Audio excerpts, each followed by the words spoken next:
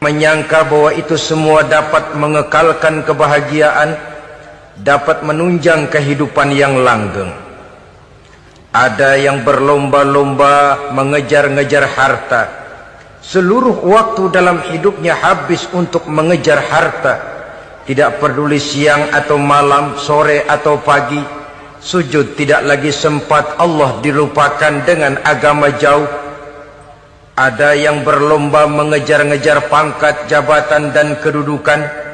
Tidak peduli menjilat ke atas, menginjak ke bawah atau menyikut kiri dan kanan.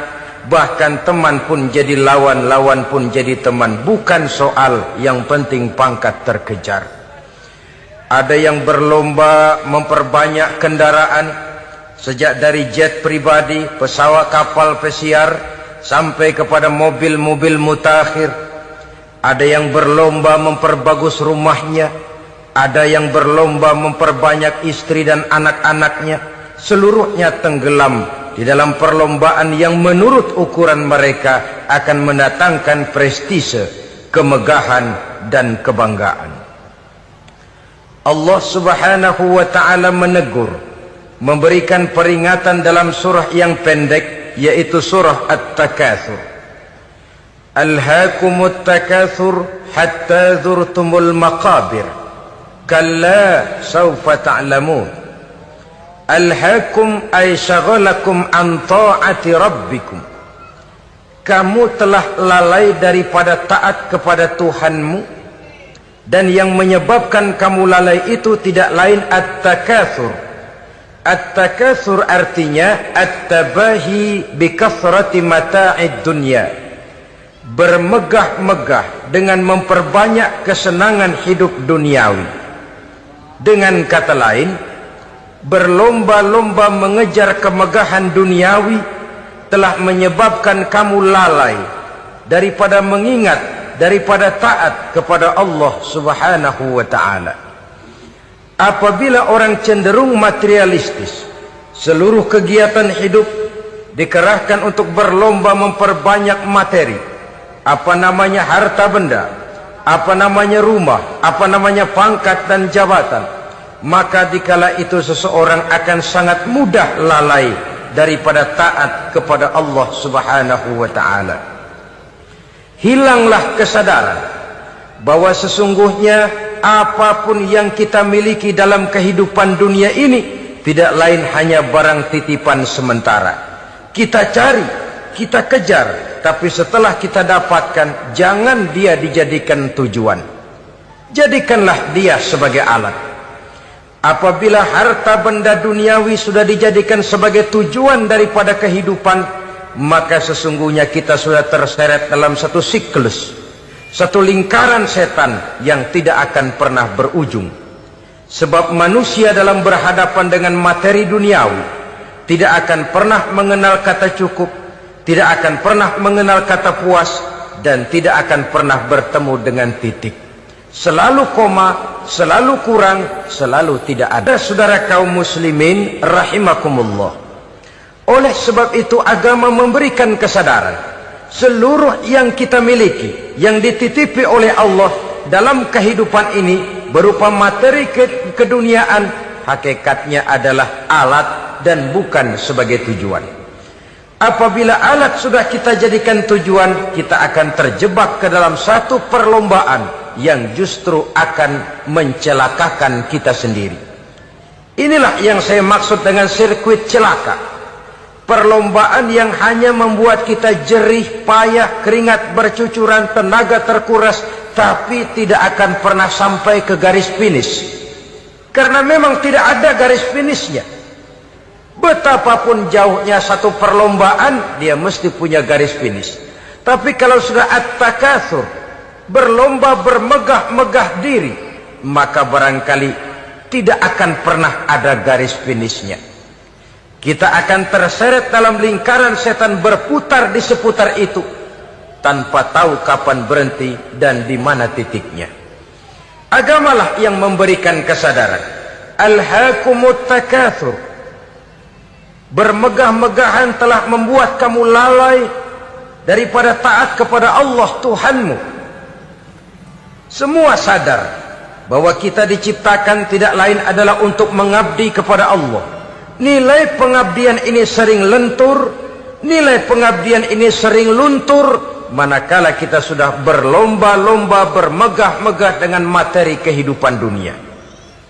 Islam jelas tidak menganjurkan penganutnya jadi orang miskin. Bahkan Imam Ali karramallahu wajhah pernah mengatakan, kemiskinan bisa menyebabkan kekufuran. Ayat yang pertama turun juga kita tahu, Iqra, baca olehmu. Kan seolah-olah Quran cuma tidak langsung saja bilang, hai orang Islam, kamu jangan jadi bodoh. Kebodohan menimbulkan kemiskinan, kemiskinan mendekatkan kita kepada kekufuran. Jadi miskin sama kufur tetangga. Artinya dalam kondisi miskin, kemudi hati itu mudah terombang-ambing. Oleh sebab itu sering kemiskinan umat Islam ini dimanfaatkan oleh orang-orang lain untuk menyebarkan agamanya. Padahal agama adalah soal keyakinan yang tidak mungkin ditunjang dengan supermi, ditunjang dengan beras, pakaian, obat-obatan, beasiswa. Agama adalah soal keyakinan. Keyakinan adalah soal kebenaran, dan kebenaran itu adalah milik bersama. Tujuan diciptakannya manusia tidak lain adalah untuk melaksanakan ibadah. Kalau orang tenggelam dalam perlombaan memperbanyak harta, mempertinggi kedudukan, memperindah segala macam yang sifatnya duniawi, biasanya itu akan membuat dia lalai dari taatnya kepada Allah Azza wa Jalla. Kadang bukan hanya lalai daripada taat, juga sering terjebak kepada maksiat. Karena kalau pola pandang dan tolok ukur sudah benda duniawi semata-mata, sangat tidak mustahil orang lalu terjebak ke dalam prinsip menghalalkan segala cara. Asal sudah tujuan tercapai, cara apapun halal. Akhirat nomor 18. Nah, bukankah memang barangkali kita sejak kecil sudah dilatih untuk materialistis?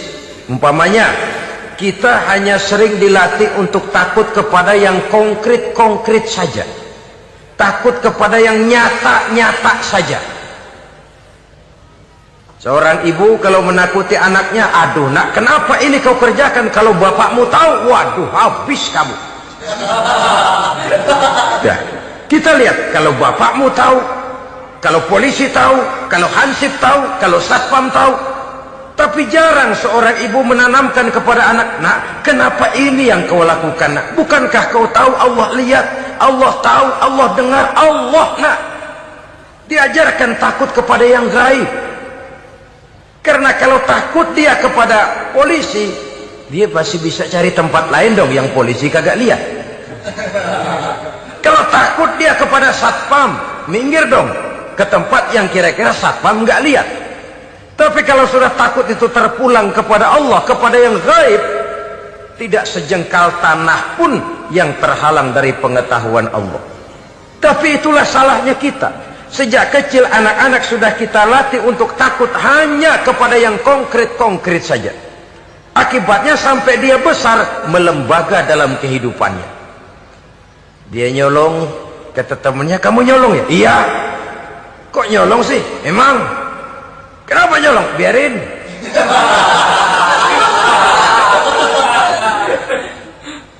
Kamu kan tahu Allah lihat? Tahu. Kenapa nyolong juga? Biarin. Asal orang jangan lihat. Kalau Allah mah lihat, dia kagak ribut. Allah enggak ribut katanya. Nah, ini kan satu refleksi yang timbul daripada kenyataan. Jikalau orang hanya dijejali rasa takut kepada yang konkret-konkret saja, kepada yang zahir-zahir saja, yang akan tumbuh lalu mental kucing. Sopan, tenang, kalem, ayem, nggelenggem. Kalau ada orang, sedikit orang meleng, kucing kelihatan watak aslinya. Saudara-saudara kaum muslimin rahimakumullah. Oleh sebab itulah maka agama lewat surah yang kita bicarakan pada pertemuan ini memberikan peringatan. Kala, jangan begitu dong. Kamu boleh mencari dunia, silahkan cari harta yang banyak, cari pangkat yang tinggi, tapi jangan itu membuat kamu lalai daripada taat terhadap Allah Subhanahu wa ta'ala.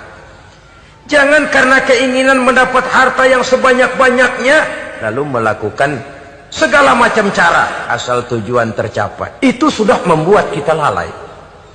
Jangan karena ingin mengejar kedudukan yang tinggi lalu jilat atas injak bawah. Nggak mempan jilat, dukun dipakai.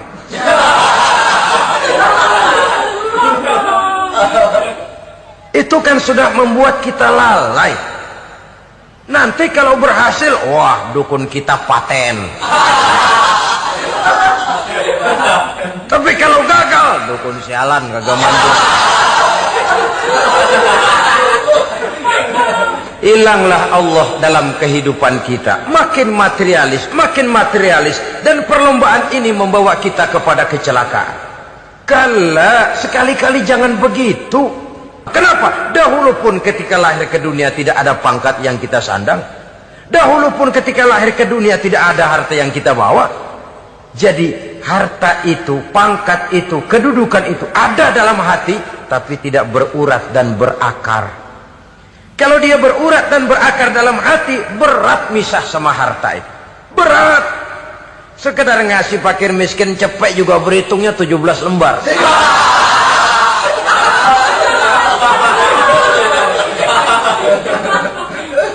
Dengar di kantornya mau ada mutasi, pindah dia dari tempat basah ke tempat kering, baru berita burung udah meriang duluan. Ini nanti bagaimana, itu nanti bagaimana, ini nanti bagaimana. Kan tidak jarang orang yang kena apa istilah kerennya zaman sekarang itu post power syndrome. Post power syndrome ini pernah dianalisa oleh Nabi. Kata beliau, irhamu salasatan minan nas. Sayangilah 3 macam manusia. Siapa mereka? Pertama, azizan zalla, orang terhormat yang jatuh hina. Ini yang sering terkena post power syndrome. Biasa kemana-mana dikawal, dihormati, datang ke tempat ini protokol siap, ini serba diatur semua, serba beres. Begitu jabatan selesai atau pensiun, habis orang gak indah-indah. Dia lihat orang diemin aja, orang diemin, orang tonton. Ini kalau nggak kuat mentalnya, itu kena post power syndrome. Akibatnya ya bisa jantungan, bisa leper, bisa darah tinggi. Ya penyakit-penyakit yang zaman dulu kita nggak kenal. Ini kan makin banyak dokter, makin maju ilmu kedokteran, makin aneh penyakit. Saudara hadirin yang saya hormati, post power syndrome kena apa yang dinamakan frozen emotional attitude. Tidak kuat menghadapi kenyataan. Azizan zalla, orang terhormat yang jatuh hina, itu sangat perlu dikasihani. Yang kedua, ghaniyan qad iftaqar, orang kaya jatuh miskin. Ini juga sama. Biasa hidup apa ada, serba ada, lalu harus hidup apa adanya. Ini kalau kurang-kurang kuat benar-benar memble ini.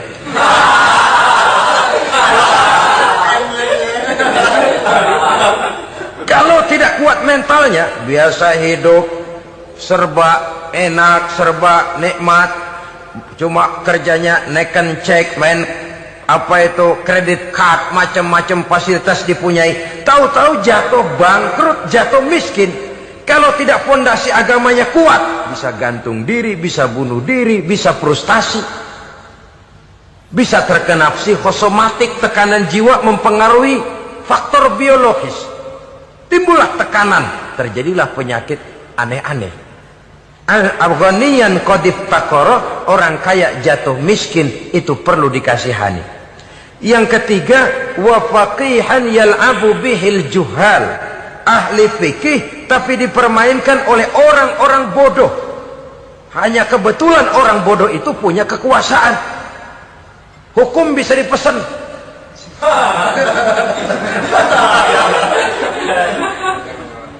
Aturannya haram, Ustaz, ada haram dikit aja dah.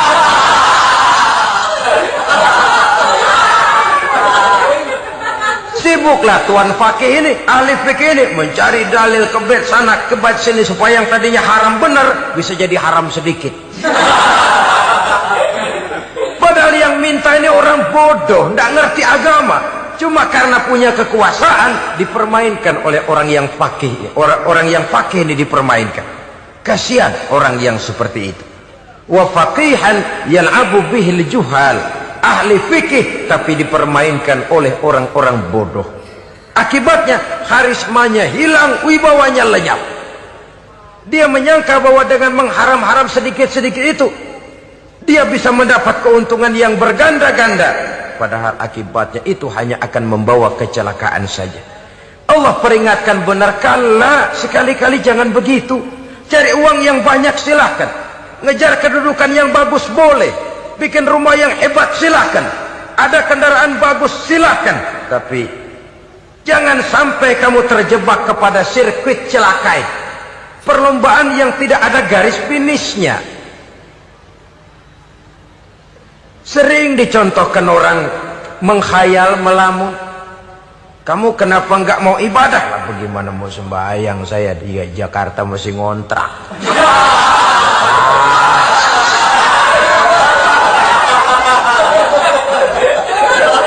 Bingung, tiap akhir tahun kontrakan habis. Kalau punya rumah sendiri walaupun kecil-kecilan, tenanglah saya ibadah. Baiklah, oleh Allah diberikan rezeki, bisa bikin rumah walaupun kecil-kecilan. Sudah punya rumah sendiri, belum juga ibadah, apalagi mulur lagi. Habis bagaimana mau sembahyang, rumah kecil banget. Pinggir kali, asal hujan bocor ya.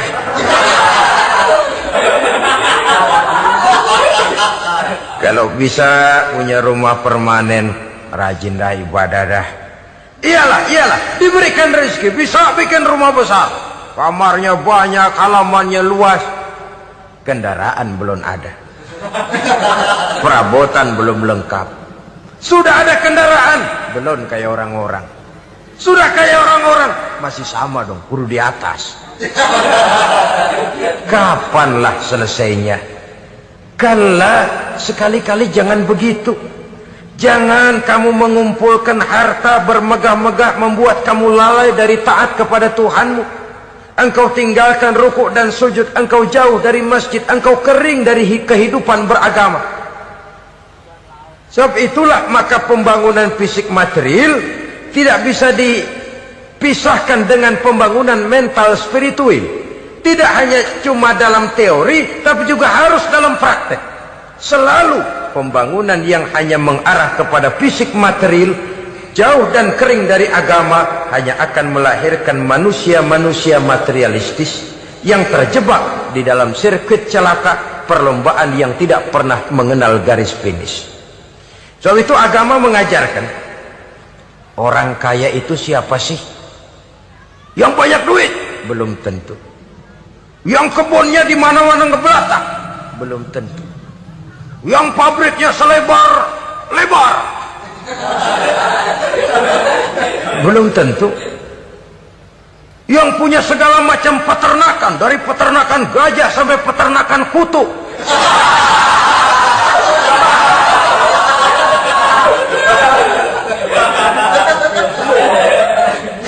Belum tentu. Agama memberikan tuntunan yang sangat luhur. Orang kaya itu adalah orang yang hidupnya cukup. Orang miskin itu orang yang selalu merasa kurang. Bagaimanapun banyak duit saudara miliki, kalau masih merasa kurang, masih miskin saudara. Saya punya uang 1.000 rupiah, Anda punya uang 1 juta rupiah. Mungkin saya lebih kaya dengan uang yang 1.000 ketimbang Anda 1 juta. Kenapa? Dalam tangan saya uang 1.000 besar, artinya sesuai dengan kebutuhan saya. Tapi di tangan Anda uang 1 juta, kebutuhan Anda lebih besar daripada itu lagi. Maka agama mengajarkan sifat qanaah, merasa cukup, dan itulah sumber kekayaan yang hakiki. Orang kaya adalah orang yang hidupnya cukup. Kalla saufa ta'lamun, Jangan begitu, nanti kamu akan tahu. Summa kalla sawfa ta'lamun. Jangan sekali-kali begitu, suatu saat kamu pasti akan tahu. Kalla law ta'lamuna ilmal yaqin, thumma latarawunnaha 'ainal yaqin, thumma latus'alunna yawma idzin 'anil na'im. Nah, kapan perlombaan ini akan menyadarkan orang biasanya? Hatta zurtumul maqabir. Sampai kamu dekat ke liang kubur. Itu biasanya kalau istilah orang sekarang baru ngeh. Asal sudah napas sampai tenggorokan disambung dengan selang. Sudah Senin Kemis dibantu dengan alat picu jantung. Gerak, gerak, gerak, gerak. Sudah kayak orang mau gergaji kayu. Dikala itu barulah sadar orang biasanya. Dan kesadaran semacam itu, kesadaran yang terlambat.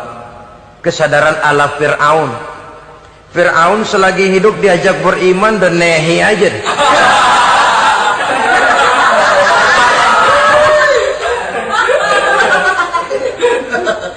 Tapi ketika dia tenggelam di lautan merah bersama seluruh tentaranya, dikala napas hampir terputus, keluar ucapannya, amantu bi Rabbi Musa wa Harun. Aduh, kalau begini mah saya juga percaya kepada Tuhannya Musa dan Harun. Saya beriman kepada Allah. Lagi timbul tenggelam mau sekarat baru beriman. Hatta zurtumul maqabir. Kamu telah lalai dari sebab bermegah-megah sampai kamu masuk ke liang kubur, dekat ke liang kubur. Kalimat zurtum di sini menjelaskan bahwa kubur itu tidak selamanya. Zurtum itu dari kalimat zaro ya zuru, berziarah. Orang berziarah kan sebentar. Ke kubur itu sama dengan berziarah kita di situ. Sebentar, tidak akan selamanya, tidak akan kekal dalam kubur. Bahwa kubur itu cuma satu halte dari sekian halte yang harus kita jalani. Hatta zurtumul maqabir ay mutum wa dufintum fil kubur. Sampai kamu mati, dikubumikan dalam kubur, barulah kamu sadar bahwa perlombaan itu hanya sia-sia. Bahwa perlombaan itu tidak akan pernah mengenal garis finish. Bahwa perlombaan itu akan membuat kamu celaka. Begitulah umumnya kebanyakan orang yang terjebak ke dalam paham materialis, baru menyadari kesalahan langkahnya pada saat napas sudah sampai di tenggorokan. Ternyata uangnya yang miliaran rupiah tidak sanggup menyambung napasnya. Ternyata kendaraan yang serba mewah berkilat tidak sanggup meneruskan kehidupannya. Ternyata pangkat jabatannya yang tinggi yang membuat dia menyebabkan temannya jadi lawan-lawannya jadi teman, tidak akan sanggup menghentikan sang malaikat maut. Kalau keadaan sudah begitu, baru sadarlah kita terlambat. Karena saat seperti itu akan dihadapi oleh setiap orang. Kala, jangan begitu. Sadarlah kamu bahwa kalau sudah dekat ke liang kubur kamu baru insaf, itu terlambat. Sebelum nafas sampai di tenggorokan, pintu tobat masih selalu terbuka. Tapi manakala nafas sudah sampai di tenggorokan, tertutuplah pintu tobat untuk orang yang bersangkutan. Oleh sebab itu, perlombaan dengan bermegah-megah terhadap materi duniawi, tolok ukur dan pandangan hidup yang terbatas kepada wujud benda semata-mata, memang sering menyebabkan orang lalai, sering menyebabkan orang lupa diri, tidak sadar tentang hakikat yang terpenting dari kehidupan ini, yaitu tentang dari mana dia datang, di mana dia sekarang, dan kemana dia akan pulang. Sungguh, ilmu pengetahuan tidak akan pernah mampu menjawab persoalan ini. Sungguh, filsafat juga tidak berdaya menghadapi pertanyaan seperti ini. Hanya agama yang mampu memberikan kepastian batin tentang hakikat dari mana kita datang, di mana kita sekarang, dan kemana kita akan pulang. Makin kita renungi pertanyaan ini, makin kita menemukan diri sendiri. Dan makin kita menemukan mengenal diri sendiri, kita akan semakin mengenal Allah Subhanahu wa ta'ala. Semakin kita mengenal Allah, maka akan semakin terpanggil kita untuk dekat dengannya, mentaati segala perintahnya, dan berupaya menjauhi segala yang dilarangnya. Dengan demikian selamatlah kita dari satu perlombaan yang hanya akan menyeret kita kepada menghalalkan segala cara, jauh dari agama, jauh dari Allah, bahkan jauh dari sesama manusia. Karena umumnya perlombaan seperti ini akan cenderung melahirkan manusia yang egois. Muslimin rahimakumullah. Lebih jauh, mari kita mengikuti peringatan Allah dalam surah Al-Munafiqun ayat 9. Di sini Allah Subhanahu wa taala mengingatkan, A'udzu billahi minasy syaithanir rajim. Ya ayyuhalladzina amanu la tulhikum amwalukum wala auladukum an dzikrillah wa may yaf'al dzalika fa ulaika humul khasirun. Hai orang-orang yang beriman, jangan sampai hartamu dan anak-anakmu melalaikan kamu daripada mengingat Allah. Wa may yaf'al dzalik, barang siapa yang melakukan hal seperti itu, fa ulaika humul khasirun, maka merekalah sesungguhnya orang-orang yang merugi. Rugi dunia, rugi akhirat. Disebutkan di sini dua hal yang sering menyebabkan kita jadi lalai. Amwal dan aulad. Harta dan anak-anak. Materi dan keluarga. Perlombaan di dalam mengumpulkan materi sering menyebabkan kita menjadi lalai. Begitu juga amanah berupa anak ini sering kita lalaikan atau sering membuat juga kita menjadi lalai. Kita lalaikan dalam arti bahwa keduanya, baik harta baik anak, merupakan amanah dari Allah. Setiap orang tua akan dimintakan pertanggungan jawab. Apabila kita lalaikan amanah ini, maka resikonya akan kembali juga kepada kita. Tapi satu hal yang jelas dalam ayat 9 surah Al-Munafiqun ini, bahwa perlombaan memperbanyak harta dan anak-anak yang masuk dalam kelompok at-takatsur itu tadi akan menyebabkan orang khasiru, termasuk ke dalam kelompok orang-orang yang rugi. Perlombaan yang hanya akan membawa kerugian semata-mata. Kemudian di dalam satu hadis Rasulullah sallallahu alaihi wasallam memberikan peringatan. Beliau bersabda, "Iza azzamat ummati dinaran wa dirhaman, nuzi'at minha haibatul Islam, wa iza tasabat ummati saqatat min ainillah." Wa iza turikatil amru bil ma'rufi wan nahyu 'anil munkari hurimat 'alaihim barakatul wahyi. Ada tiga hal yang kalau kita kerjakan akan menimbulkan tiga macam akibat di dalam hadis ini. Pertama, iza azzamat ummati dinaran wa dirhaman. Apabila umatku sudah mengagung-agungkan dinar dan dirham, artinya kalau umatku sudah jatuh menjadi umat yang materialistis, segalanya diukur dari dinar dan dirham. Dinar dan dirham ini kalau bahasa Inggrisnya dokat.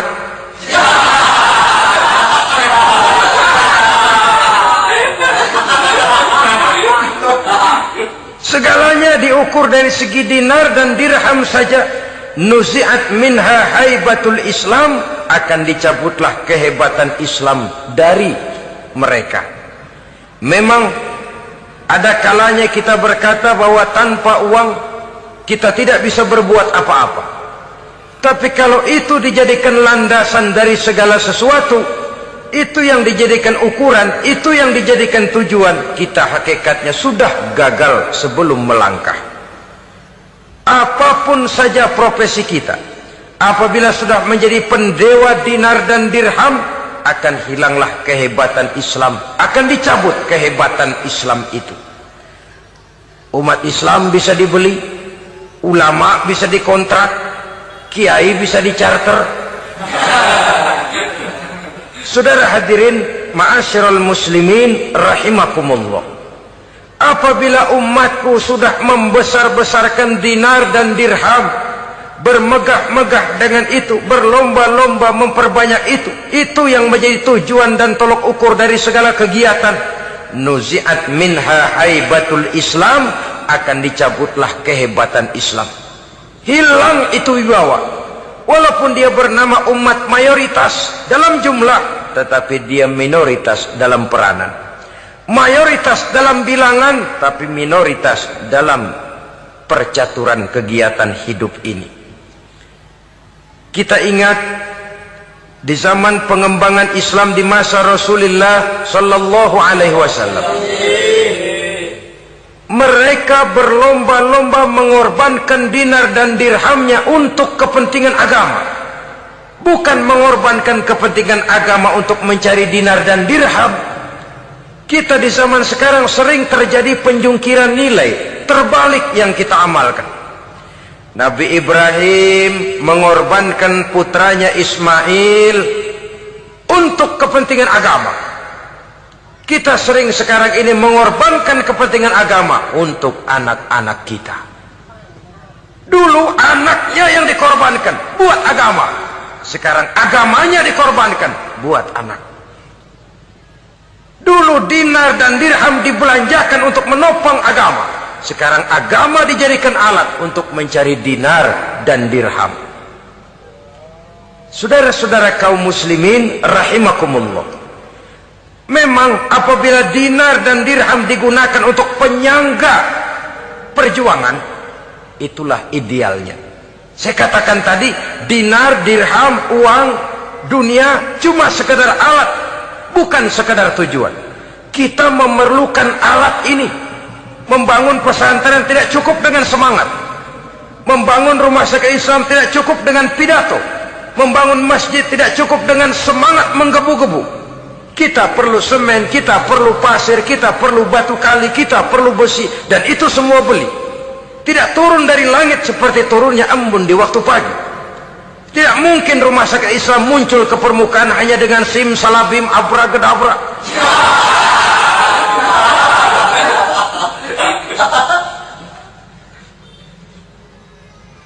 Oleh sebab itu, saya bersyukur kecenderungan belakangan ini pengajian-pengajian akbar di berbagai tempat tidak hanya sebagai ajang untuk menanamkan akidah, membina ukhuwah, tapi juga menjadi sarana di mana kita mengumpulkan dana, menghimpun potensi umat, menginventarisir potensi untuk kepentingan pengembangan daripada agama.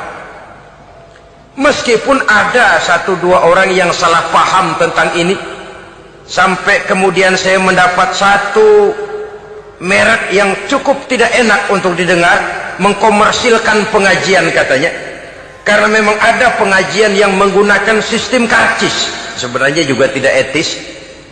Undangan berikut infak yang seluruh hasilnya digunakan buat kepentingan agama, apakah itu rumah sakit, apakah itu madrasah, apakah itu masjid, dan satu sen pun saya tidak menuntut bagian dari itu. Saya malah berprinsip sepanjang saya masih laku untuk dijual dan itu memang buat kepentingan agama, persilahkan jual saja, asal buat masjid, pesantren, madrasah, rumah sakit Islam, kegiatan syiar dan dakwah, silakan. Tapi kalau sudah dijual buat kepentingan pribadi, memperkaya diri sendiri, tentunya dunia akhirat sulit untuk ridho kepada tingkah laku yang semacam itu. Kita memerlukan dana, umat di daerah membangun memerlukan dana, dan dana itu tidak hanya datang begitu saja.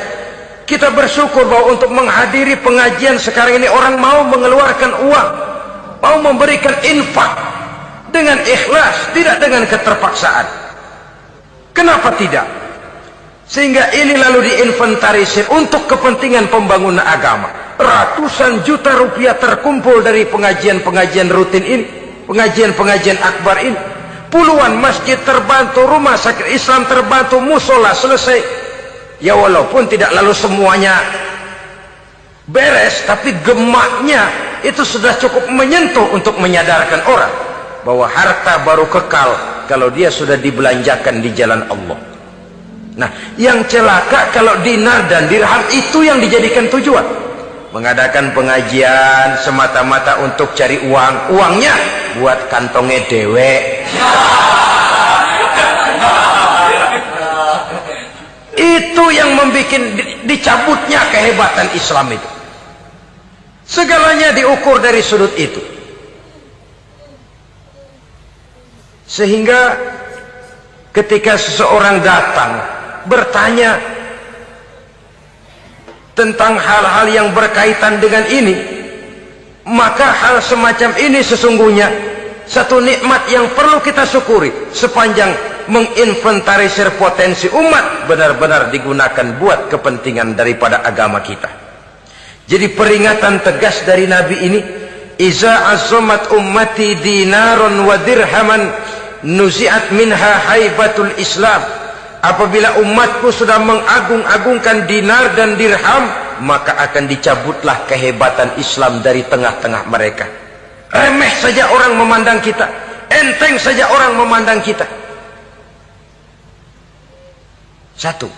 Yang kedua, patuhlah mereka dalam pandangan Allah. Kalau sesama umat ini sudah saling menjelekkan, apakah yang menjelekkan itu lebih bagus dari yang dijelekkan di hadapan Allah? Dua-duanya sama rendahnya. Pribadi saya mungkin puas kalau saya bisa menghantam saudara di depan umum, menjelek-jelekkan nama saudara. Tapi lebih baikkah saya dalam pandangan Allah? Sama rendahnya dengan orang yang saya jelekkan. Itu pun kalau yang dijelekkan benar-benar jelek.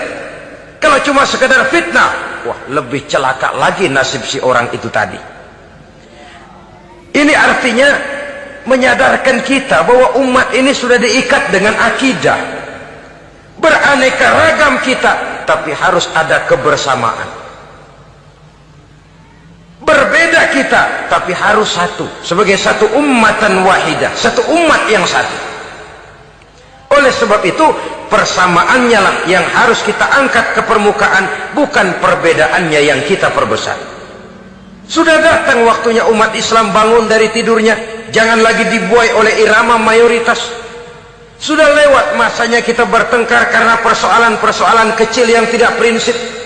Sudah datang waktunya umat Islam bersatu, menyusun saf yang lebih lurus oleh karena ia dihadapkan kepada tantangan-tantangan yang tidak semakin ringan. Kalau kita bertengkar dengan kita, kalau kita saling mencaci sesama kita, bukankah Yahudi tepuk tangan? Bukankah Nasrani menari-nari? Bukankah pihak ketiga akan menangguk di air keruh? Dan kerugian akan terpulang kepada kita semua. Tapi inilah realita, bahwa yang kita hadapi ini sesungguhnya musuh kita di luar kita, bukan di dalam kita. Apakah itu kemiskinan, kebodohan, maksiat, munkarat, ketidakadilan, kezaliman, kesewenang-wenangan, dan lain sebagainya. Yang musuh jadikan musuh, yang teman mari kita rangkul. Jangan terbalik, teman dimusuhi, musuh malah dirangkul. Maka berpesta poralah musuh-musuh Islam ini. Saudara-saudara kaum muslimin rahimakumullah, Nabi memperingatkan dengan tegas, wa iza tasabat ummati saqatat min ainillah.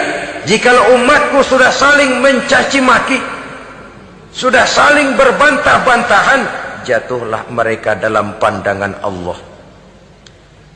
Satu ayat menjelaskan, jangan sebagian kamu meremehkan, yaskhar, mengecilkan, menganggap enteng orang lain. Boleh jadi yang dihina, diremehkan, dianggap enteng itu nilainya lebih bagus daripada yang menganggap enteng. Dan hakikat segala sesuatu itu cuma kembali kepada Allah. Di sanalah penilaian finalnya. Manusia hanya melihat yang zahir.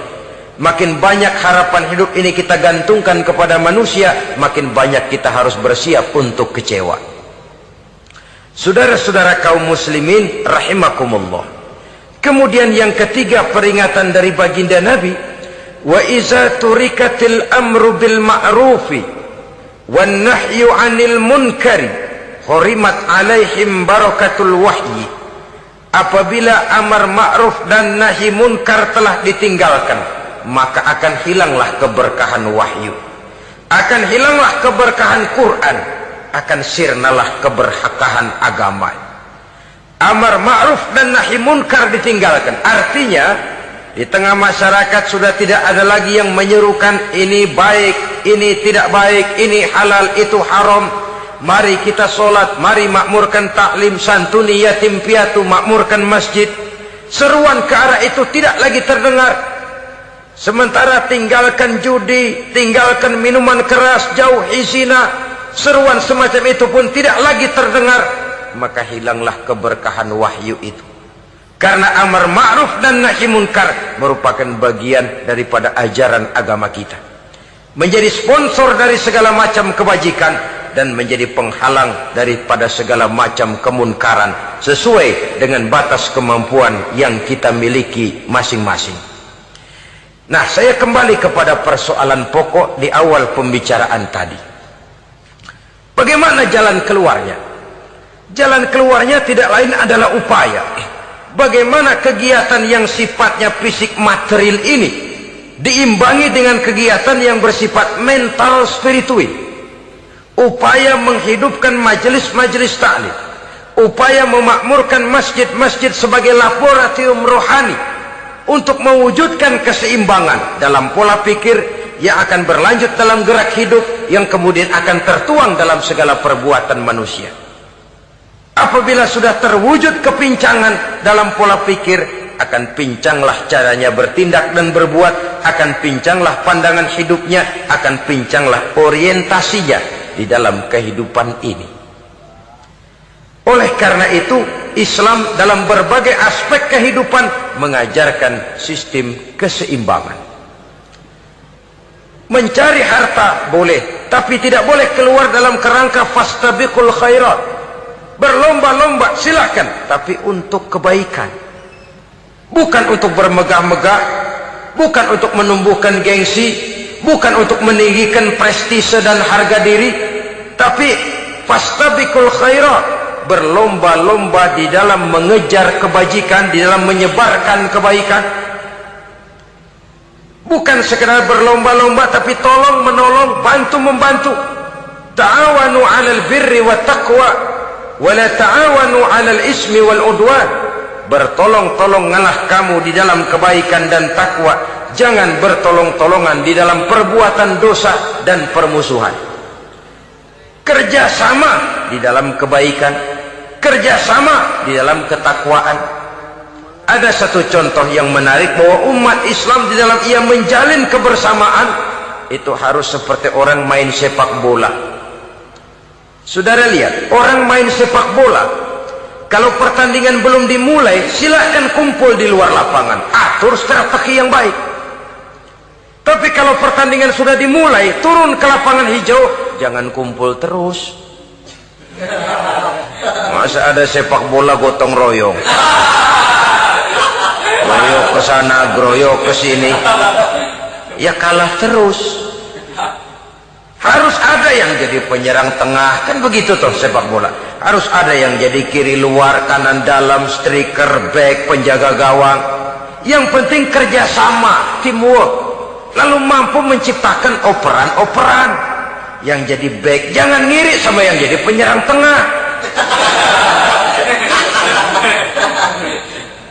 Jangan hasut, sebab bagaimanapun juga andai kata si penyerang tengah berhasil menjaringkan bola ke gawang lawan, kan kemenangan bukan kemenangan satu orang, kemenangan satu kesebelasan, kemenangan satu tim. Ini yang sering terjadi, back ngiri sama penjaga gawang,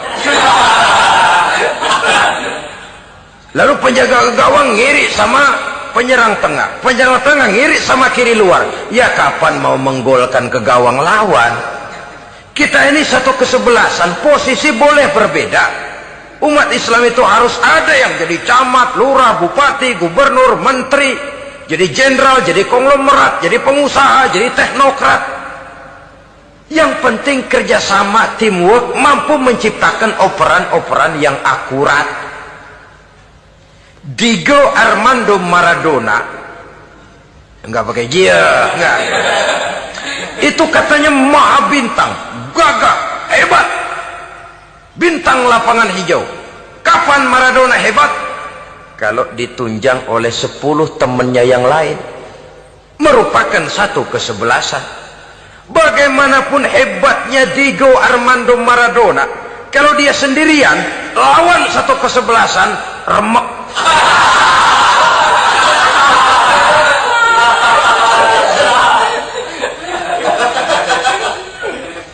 Dia hebat, dia jenius, dia maha bintang karena dapat operan dari teman-temannya. Bukan jegalan, operan. Jadi oleh sebab itu bagaimana kita menciptakan operan-operan akurat yang akan melahirkan kebersamaan di tengah-tengah umat. Artinya satu contoh saja. Misalnya seorang pengusaha besar, oleh karena kesibukannya di dunia bisnis, tidak perlu jadi ketua pembangunan musola. Tapi kalau ada musola belum selesai, operan. Operannya itu yang penting.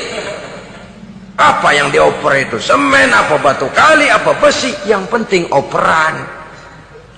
Operannya akurat. Kadang-kadang ada terjadi juga frustasi ngelihat lawan kesebelasannya terlalu kuat, ngoper ke gawang sendiri. Jebol. Kan sering terjadi begitu. Muslim didukung oleh umat Islam, ketika punya posisi menguntungkan malah mempersulit Islam. Ini kan ngoper ke gawang sendiri, bunuh diri namanya. Boro-boro jebolin gawang lawan, asal jangan bunuh diri juga lumayan. Jadi kalau saja kita mampu menciptakan kebersamaan seperti ini, baju boleh berbeda. Seorang muslim boleh dibungkus baju ABRI, boleh dibungkus baju dokter, boleh dibungkus baju teknokrat, boleh dibungkus baju konglomerat, sekedar baju. Tapi kalau terbukalah baju itu, kelihatan dadanya, terbersit nilai imannya, meresap sampai ke tulang sumsumnya. Dan pada saat Islam dikuti-kuti, akan timbul kecintaannya, akan timbul, saya muslim dan saya bangga dengan Islam saya. Saya muslim dan saya mau berbuat untuk Islam saya. Saya muslim dan saya siap mati untuk Islam saya. Dengan baju apapun dia terbungkus, kalau roh, jiwa dan semangat semacam ini tertanam, saya yakin kita umat Islam akan mampu berbuat lebih banyak dengan mewujudkan operan-operan akurat yang sangat diharapkan oleh umat itu tadi. Oleh sebab itu, saudara-saudara kaum muslimin rahimakumullah, baju boleh berbeda, bendera boleh beraneka warna, tapi jikalau bernama muslim, persamaannya yang dicari, jangan perbedaannya yang diperbesar. Nilai persaudaraan yang diikat dengan akidah semacam inilah yang banyak dicari orang, yang banyak menyebabkan orang masuk Islam. Di mana masjid kelihatan benar sebagai simbol kehidupan demokrasi dalam menciptakan ukhuwah, wawasan ukhuwah ini. Masjid simbol demokrasi. Siapapun masuk masjid buka sepatu, demokrasi. Siapapun orangnya, tidak peduli merek apapun sepatunya. Apa itu keluaran Cibaduyut Bandung? Apa itu modelnya Belli, Beltoni, Itali? Tidak soal, masuk masjid buka. Jumatan, kopral datang lebih dulu depan, pral. Jenderal datang belakang saja, bro. Tidak ada fasilitas khusus dalam masjid, karena di rumah Allah semua manusia sama. Si jenderal jangan lagi merasa jenderalnya, si pengusaha jangan lagi menonjolkan kebosannya. Masjid adalah simbol demokrasi daripada kehidupan umat. Sebab itu jangan terjebak kepada sektoral di dalam kita berbicara tentang ukhuwah ini. Kita boleh terbungkus dengan baju apapun, tapi kalau di balik baju itu tidak lain jiwa Islam yang mau berkorban, mau mengeluarkan harta, bahkan siap mati untuk Islamnya, maka kebersamaan itu akan mudah kita wujudkan. Tapi sepanjang kita berpecah belah, sepanjang kita centang perenang, maka tidak akan banyak yang bisa kita lakukan. Satu-satunya perlombaan yang bukan hanya dibolehkan tapi bahkan sangat dianjurkan oleh agama, yaitu fastabiqul khairat, berlomba-lombalah di dalam kebaikan. Berlomba-lomba di dalam memakmurkan masjid, berlomba-lomba di dalam menghidupkan majelis-majelis taklim, berlomba di dalam menegakkan yang ma'ruf dan menghancurkan yang munkar, berlomba di dalam menyantuni yatim piatu. Tapi prakteknya kan kadang-kadang terbalik. Kalau sudah kumpul yang diakur-akurin, udah nambah kebon belum? Pabrik udah diperluas belum? Bisnis sudah sejauh mana? Belum pernah ada ketemu lalu kongko masjidnya udah digedein ya. Jarang yang ngomong begitu. Madrasahnya sudah bagaimana, sejauh mana?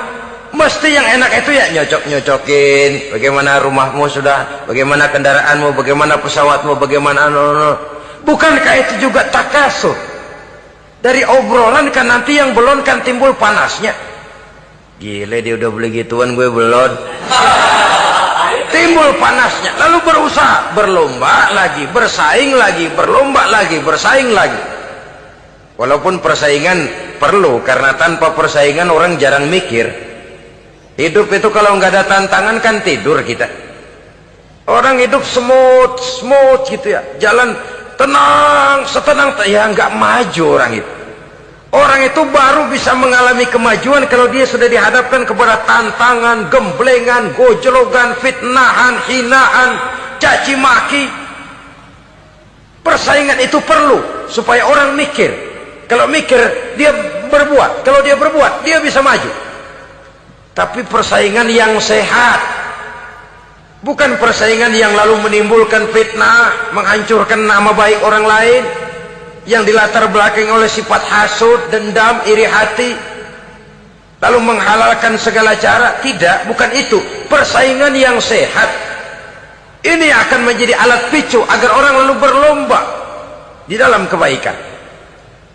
Satu-satunya perlombaan yang bukan hanya boleh tapi bahkan sangat dianjurkan oleh agama, berfastabiqul khairat, berlomba-lomba di dalam berbuat kebaikan. Berlomba-lomba membangun masjid bukan berarti di sebelah masjid bangun masjid lagi, bukan. Kadang-kadang karena ada fastabiqul khairat, berlomba-lomba, nggak apa-apa dah. Di sebelah masjid bikin lagi masjid. Akhirnya azan perlombaan main kenceng-kencengan.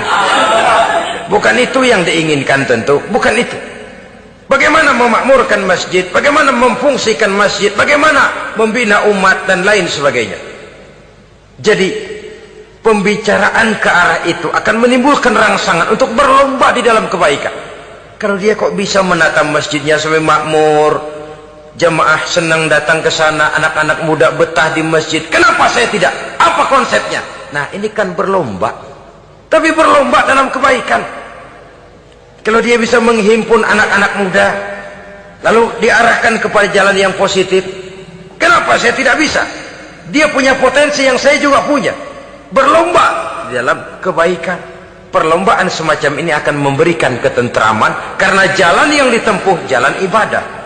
Tapi kalau perlombaan materi, at-takasur tadi, yang timbul bukan ketentraman, panas. Karena panas, udah dekat, panas kan tetangganya hasud, dengki, iri hati, sakit, demam, orang lain maju, meriang. Nah kalau sudah begitu, hasud yang jadi bisikan hati, ya sudah, segala macam cara dilakukan untuk menjatuhkan orang lain. Dan itu sudah bukan lagi persaingan yang sehat. Saudara-saudara kaum muslimin rahimakumullah. Oleh sebab itu kita tutup pertemuan singkat kali ini dengan satu kesimpulan, bahwa harta adalah sekadar alat, bukan tujuan di dalam kehidupan. Tanpa harta barangkali orang sulit untuk bahagia, tapi harta semata-mata tidak merupakan jaminan bahwa orang lalu akan bahagia. Termasuk di dalam kata harta ini pangkat, jabatan, kedudukan, anak, istri, keluarga, rumah, tanah, pabrik, kebun, peternakan dan lain sebagainya. Perlombaan yang dianjurkan di dalam agama adalah perlombaan untuk berbuat kebaikan. Maka masalahnya sekarang, bagaimana kita memanfaatkan harta ini untuk sebanyak-banyak kebaikan yang bisa kita lakukan. Semoga kita mampu melakukannya dan kita tidak termasuk dalam orang-orang yang celaka yang lantaran bermegah-megah dengan kesenangan dunia saja. Terima kasih atas segala perhatian, mohon maaf atas segala kekurangan. Usikum wa nafsi bitaqwallah. Wassalamualaikum warahmatullahi wabarakatuh. Ulama yang saya muliakan, bapak-bapak, ibu-ibu, saudara-saudara hadirin yang berbahagia. Sudah agak lama juga saya tidak datang ke Singapura tercinta ini, oleh karena berbagai kesibukan dakwah di Indonesia. Malam ini saya bersyukur dapat hadir atas undangan dari Madrasah Al-Junaid, usaha untuk membangun kembali gedung madrasah yang memang merupakan tempat di mana kita bukan saja menjaga dan memelihara agama kita, tetapi juga mewariskannya kepada anak-anak kita, generasi yang akan datang. Salah satu misi yang dibawa oleh agama Islam yaitu membebaskan masyarakat manusia dari kebodohan. Ayat yang pertama turun saja sudah berkata Iqra, seolah-olah Quran ingin berkata, hai umat Islam, kamu jangan jadi bodoh. Kebodohan menimbulkan kemiskinan, kemiskinan mendekatkan kepada kekufuran. Baca, apa yang harus dibaca? Ayat-ayat Allah. Ayat Allah itu ada berapa macam? Ada dua. Ada ayat yang terucap oleh Allah dan itu kita sebut wahyu. Ada ayat yang tercipta oleh Allah dan itu kita namakan alam, ayat kauniyah. Kedua-dua ayat ini kita harus pandai membacanya. Jauh sebelum UNESCO mempunyai proyek yang mereka namakan Long Life Education, adalah Nabi sudah mencanangkan proyek bahwa menuntut ilmu itu minal mahdi ilal lahdi. Bahkan di dalam sebuah hadis beliau menyatakan, Salahu ummati bil ilmi wal mal. Umatku hanya bisa menjadi baik, umatku hanya bisa berjaya, umatku hanya bisa tampil memegang peranan bil ilmi wal mali, dengan ilmu dan dengan harta, dengan pendidikan dan dengan ekonomi, dengan teknologi dan dengan industri.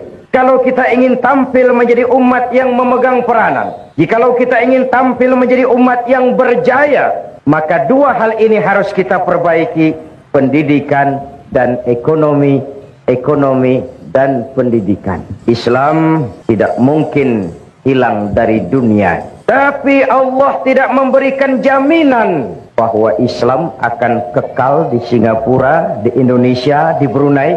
Islam tidak mungkin hilang dari dunia, tapi tidak ada jaminan Al-Quran bahwa Islam akan kekal baik di Indonesia, di Singapura maupun di Brunei. Jikalau kita umat Islam sekarang ini tidak mau berjuang, berkorban dan mewariskan Islam kepada anak-anak kita, generasi yang akan datang. Oleh karena itu, keberadaan, pengembangan dan kelangsungan hidup dari Madrasah Al-Junaid bukan hanya sekedar tanggung jawab pengurusnya, tetapi tanggung jawab kita, seluruh umat Islam. Yang punya kedudukan, bantulah dengan wewenangnya. Yang punya harta, bantulah dengan hartanya. Yang punya ilmu, bantulah dengan ilmunya.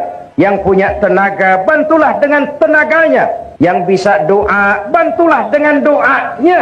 Yang tidak bisa apa-apa, bantulah dengan diam. Diam saja, itu sudah lumayan membantu. Apalagi biaya untuk membangun madrasah ini cukup besar. Tapi tidak ada yang besar jikalau ringan sama kita jinjing dan berat sama kita pikul. Jikalau duduk kita sama rendah, berdiri pun kita sama tegak. Tidak ada yang tidak bisa kita lakukan. Malam ini saya di sini Singapura ini, saya tidak merasa sebagai tamu di sini. Saya merasa saya hanya seorang keluarga yang datang dan bicara di tengah-tengah keluarganya. Apa yang mengikat kita? Akidah. Saya adalah saudara, saudara adalah saya. Menghina saudara sama dengan menghina saya. Menyakiti saudara sama dengan menyakiti saya. Karena saya adalah saudara, saudara adalah saya. Di hatiku ada kamu. Kebersamaan itu makin, bahkan pada waktu saya di Brooklyn di New York, saya kumpul dengan black Muslim, negro Muslim. Di sana pun saya tidak merasa sebagai tamu. Saya merasa saya hanya seorang keluarga yang datang dan berbicara di tengah-tengah keluarganya. Kita sudah menderma, berinfak. Saya ingatkan, sedekah atau infak itu yang penting ikhlasnya. Soal besarnya itu nomor satu. Sedekah itu daripada kecil tidak ikhlas, lebih baik besar tapi ikhlas. Dan menderma bagi pembangunan madrasah, bagi pembangunan masjid, sama dengan menitip. Seolah-olah bapak ibu berkata, tuan pengurusi madrasah, saya titip 1.000 ringgit untuk kepentingan saya di alam barzah dan di akhirat nanti. Silahkan uangnya dibelikan bahan bangunan untuk membangun madrasah. Saya hanya sekadar titip. Itu yang akan jadi milik kita sebenarnya.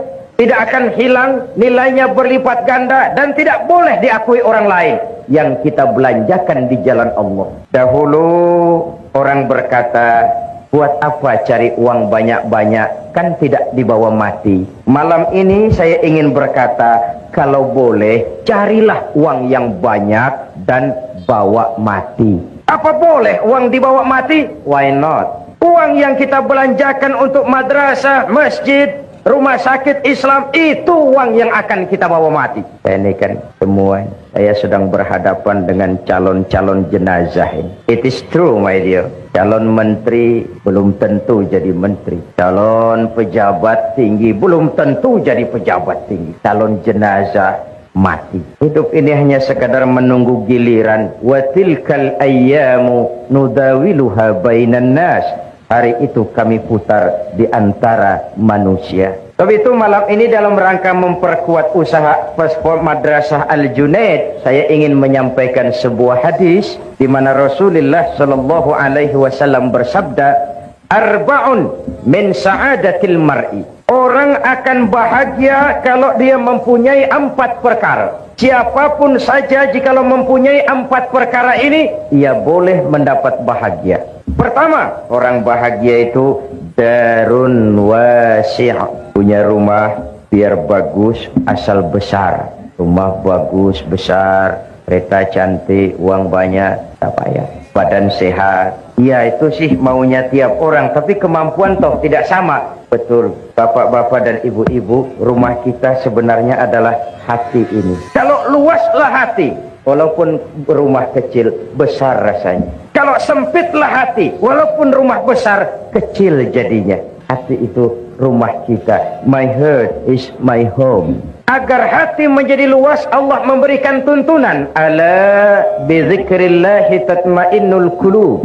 Dengan banyak zikir kepada Allah, ingat dengannya, melaksanakan perintahnya, meninggalkan yang dilarangnya, hati tenang, jiwa lapang, batin tentram, dan itulah tangga utama untuk mencapai bahagia. Apalah artinya rumah bertingkat, uang banyak berlipat-lipat, istri pun tak kurang cantik memikat, kadang jumlah pun 4, tapi tiap hari kiamat. Tak ada ketenangan, tak ada ketentraman. Ala bizikrillahi tatmainnul qulub. Dengan banyak zikir kepada Allah, melaksanakan perintahnya, meninggalkan yang dilarangnya, ketenangan tercapai, kebahagiaan terwujud. Islam ini agama yang mengajarkan keseimbangan. Bekerjalah kamu sebagaimana harusnya kamu bekerja. Berusahalah kamu sebagaimana harusnya kamu berusaha. Tapi di sebalik itu jangan lupa minta tolong kepada Allah. Karena apa? Kau hanya wajib berusaha. Kau hanya wajib berikhtiar. Tapi tidak wajib untuk berhasil hasil hak Allah. Apakah Nabi Nuh tidak ingin Kanan putranya beriman? ingin sekali. Apakah Nabi Ibrahim tidak ingin orang tuanya yang bernama Azar beriman saja? Ingin sekali. Atau apakah Nabi Muhammad tidak ingin paman beliau Abu Jahal dan Abu Lahab beriman saja? Luar biasa inginnya. Kalau sejarah menjelaskan kemudian Kan'an putra Nabi Nuh kafir, Azar bapak Ibrahim adalah produsen berhala, dan Abu Jahal, Abu Lahab habis-habisan menentang Nabi. Itu indikasi manusia wajib berusaha. Kepastian adalah hak Allah Subhanahu wa ta'ala. Islam bukan agama orang pemalas yang selesai sholat lalu berpangku tangan menunggu keajaiban, menghitung bintang di langit sambil mengumpulkan jikalau andai kata umpama misalnya. Tidak. Tapi Islam juga bukan agama orang sombong yang setelah berusaha lalu tidak memerlukan Allah.